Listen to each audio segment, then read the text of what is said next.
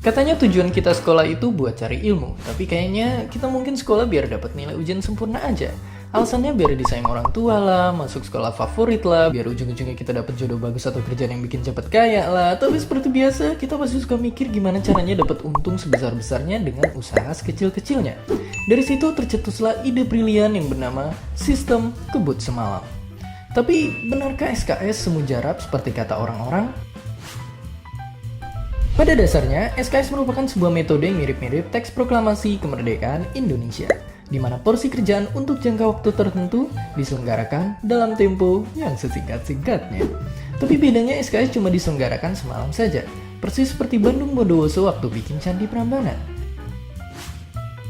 Biasanya orang yang paling ahli melakukan SKS adalah mereka yang tergolong sebagai penunda. Untuk tahu apakah kamu seorang penunda, coba perhatikan dua grafik ini. Kalau kamu lebih akrab dengan grafik yang ini, maka selamat, kamu termasuk kategori penunda. Berhubung para penunda biasanya juga pakar ngeles, mereka sering beralasan bahwa SKS bikin kita punya kemampuan super. Logika ilmiahnya, situasi kepepet akan memicu rilis hormon adrenalin yang bisa melipat gandakan kemampuan kita melebihi hari-hari biasa. Di satu sisi, cara mikir ini nggak salah sih, karena banjir adrenalin memang bisa bikin otak terasa segar buat mikir cepat. Tapi di sisi lain, efek ini nggak bakal berlangsung lama dan biasanya menyisakan stres dan capek yang luar biasa. Memang tiada yang abadi di dunia ini. Selain itu, SKS punya efek samping yang tak terelakkan, yaitu begadang.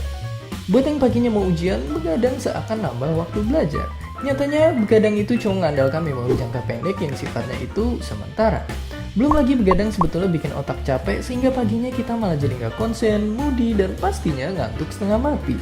Lebih ngeri lagi, hobi begadang ternyata meningkatkan risiko buruk buat tubuh kita. Jadi memang sebaiknya jangan begadang kalau tiada artinya. Tapi kalau dampak jeleknya banyak banget, kenapa masih banyak orang yang suka menunda-nunda? Di dunia psikologi, sifat menunda sangatlah akrab dengan istilah temporal discount. Artinya, makin jauh jaraknya dari deadline, suatu tugas bakal kita anggap makin kurang penting.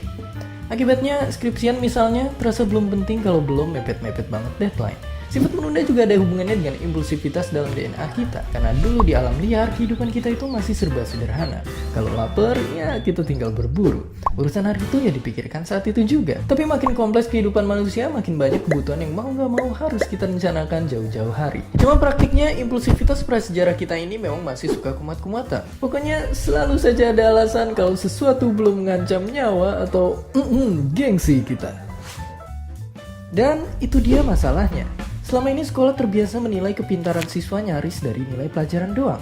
Gampangnya dilihat adalah hasil jangka pendek, bukan jangka panjangnya. Akhirnya wajar saja kalau kita juga jadi gampang menyerah pada kesenangan sesaat tanpa memikirkan apa akibatnya di kemudian hari. Apalagi dengan banyaknya distraksi online yang rewardnya serba instan seperti sekarang. Padahal pepatah juga tahu, kalau mau maju kita memang mesti bersusah dahulu, baru bersenang-senang kemudian. Dan seperti biasa, terima kasih. Selamat Hari Pendidikan Nasional. Untuk merayakannya, kau bisa berkolaborasi bersama kanal-kanal edukasi hujan tanda tanya, Ayo Mikir, Kamu Harus Tahu, dan Science Bro. Jangan lupa tonton juga video Berani Bertanya yang lainnya.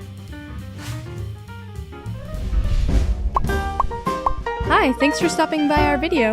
Don't forget to comment, like, and subscribe.